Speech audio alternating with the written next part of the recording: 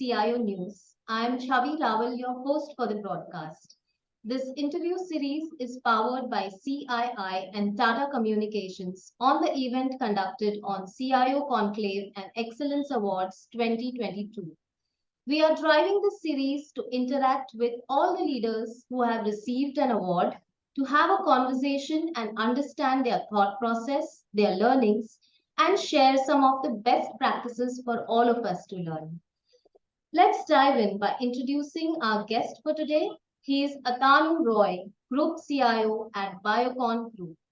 Atanu is deeply passionate about transforming business processes and creating new digital business models, improving productivity, mistake-proofing business processes by implementing innovative digital solutions combined with the design of lean business processes and business models to accelerate the realization of business outcomes since last 25 plus years.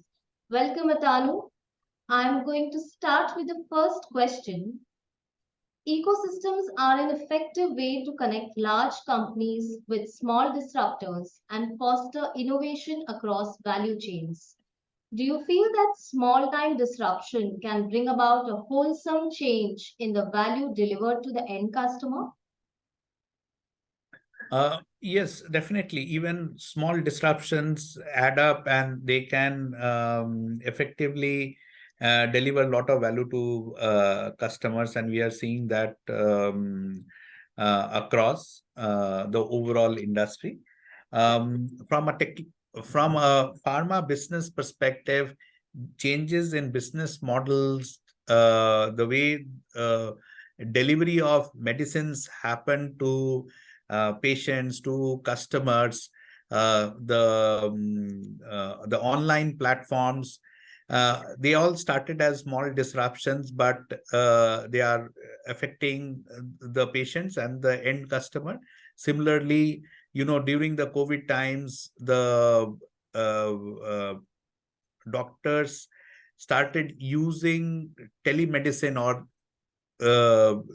treating patients remotely through online platforms, and that has now become also one of the even after COVID has ended, that has become one of the channels of treatment of patients.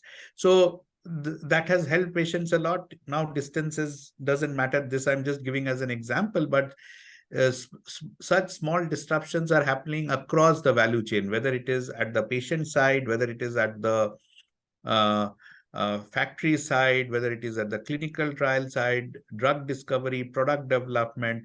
So the complete value chain, there are various disruptions which are happening, and that is ultimately affecting and helping the customer, both we as an organization and finally the patient. Right, absolutely, you're right. My second question to you, Atanu, is do you believe that organizations need to go beyond employee and customer experience and start thinking about enabling total experience that encompasses all stakeholders from the employee to the partner to the customer and the user? Yeah, definitely. And technology would play a very important role in how experiences could be for all the stakeholders. For us in the pharmaceutical businesses, while employees are important stakeholder, customers are important stakeholders, but patients are very important stakeholders. Doctors are important stakeholders. Our suppliers are our business partners. So while the whole ecosystem works effectively, that is where the solutions will, when the whole ecosystem works effectively, collaboration happens, the whole value chain will be much more effective. The whole ecosystem will work. And that is where total experience for all stakeholders is important. And technology plays a very important role in making that happen.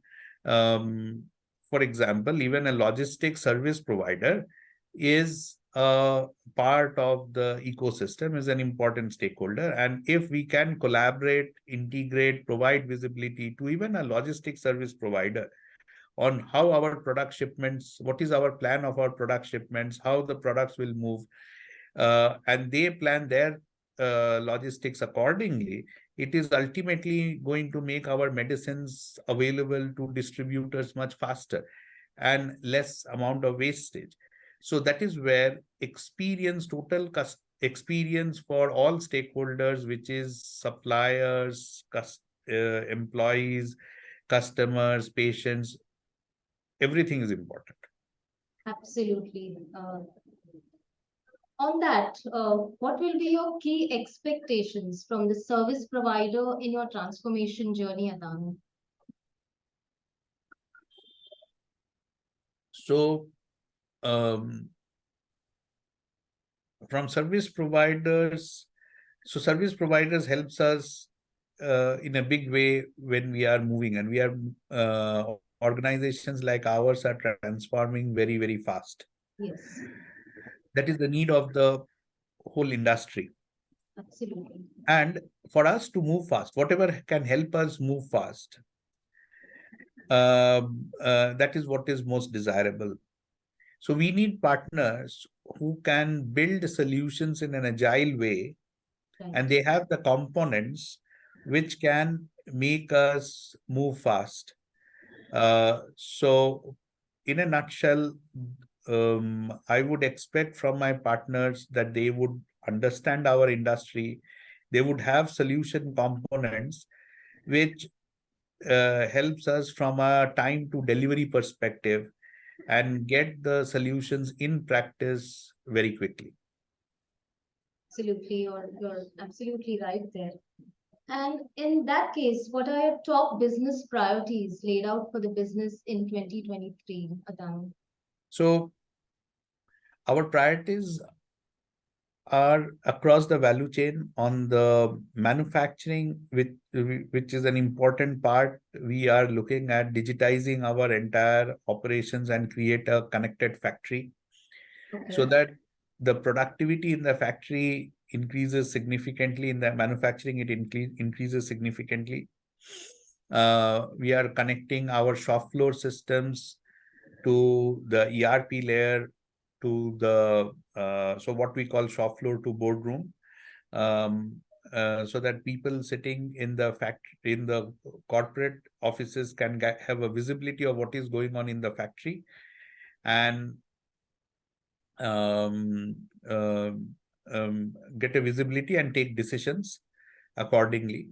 So that is one of our priorities. The other priority is faster product development, drug development, and that is where, apart from digitization of the R&D processes, use of artificial intelligence and machine learning helps in that drug development. We have seen solutions like Chat GPT in the in the outside world.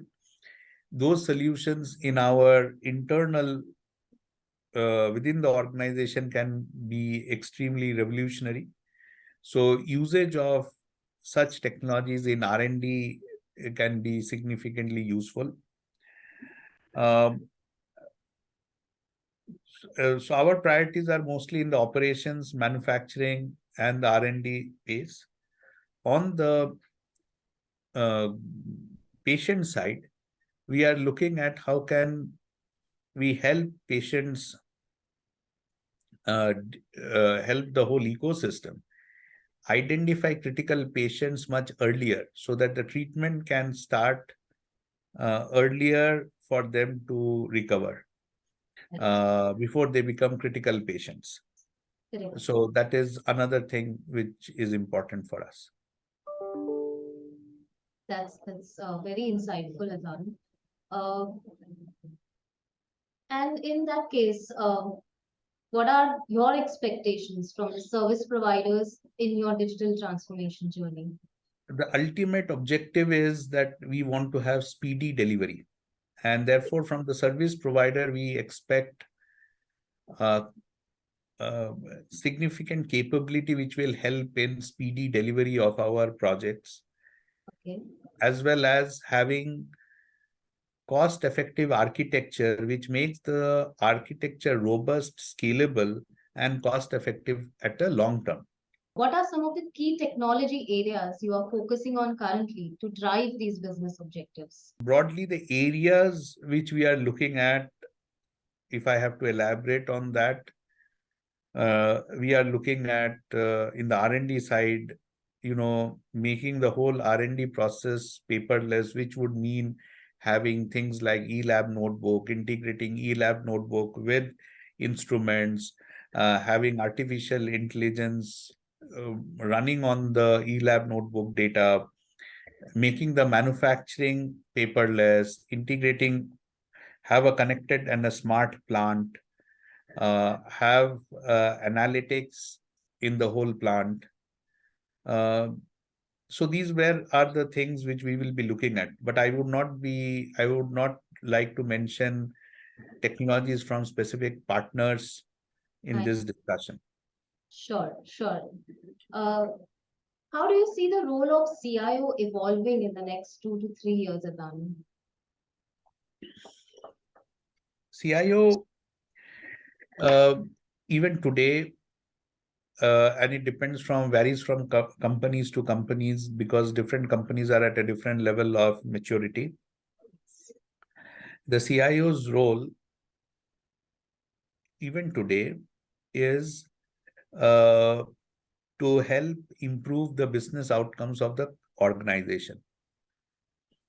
So the CIO is, as an enabler, ensures business processes work effectively, but it is also helping in getting business outcomes as increasing profitability, reducing cost. So getting those important business outcomes achieved through various technology solutions, which would be to increase the revenue, decrease cost of the organization, help in innovation, primarily these objectives.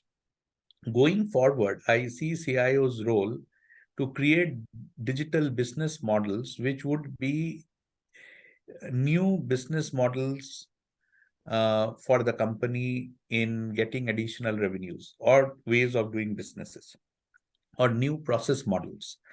Already there are organizations which are mature enough where CIOs are playing these roles. So I see the CIO role evolving from a support function to an enabling function, to achieving business outcomes of the organizations, which possibly the sales, marketing, supply chain, operations achieve. Same business outcomes the CIO function would also achieve. And it will further evolve into creating new business models and process models. That's wonderful. I'll quickly move on to my next question in that case. With all the major changes happening globally, Adam, after the pandemic, how are you looking at accessing the new hyper-connected global ecosystem that's evolving? We have to be very careful. While things are connected, everything is not connected. But as we work to make things connected, which is easier said than done, and many times logically we will not like it to be connected. Okay. But wherever we ensure integration and connection, we try to, what is important for us is to ensure that there is high level of cyber security. So while we are working on integration between technologies and making things connected, like I mentioned in my discussion with you, connected factory, smart factory. Similarly, we are connecting through Internet of Things with vendors, suppliers, which gives significant amount of benefits in our global supply chain and operations. What we have to be careful about is, while we are doing this, is how do we ensure that a ransomware doesn't spread, a virus doesn't spread in this connected ecosystem. And that is where cybersecurity becomes very important. Absolutely. Thank you, Atanu. Okay. Lastly, I have one last question before we end. What are your views on the CII Tata Communications Center for Digital Transformation as a cross-industry initiative? So I have seen the center trying to help small and medium scale enterprises in accelerating that digital transformation journey and making initiatives to collect best practices across the industry and consolidating it and then sharing it with the small and medium scale enterprises. I think that is a great initiative that is going to accelerate digital transformation for a large portion of the nation who would not be able to afford doing everything on their own. And learning from the knowledge base which CII, Center of Digital Transformation, is trying to create is going to accelerate the journey of the small and medium scale enterprises. Great. So thank you so much, Atanu, for this insightful session. Thank you for the award to you. Also, congratulations on that. Thank you. And thanks. And it was very nice talking to you. Same here, Atanu. It was a pleasure talking to you.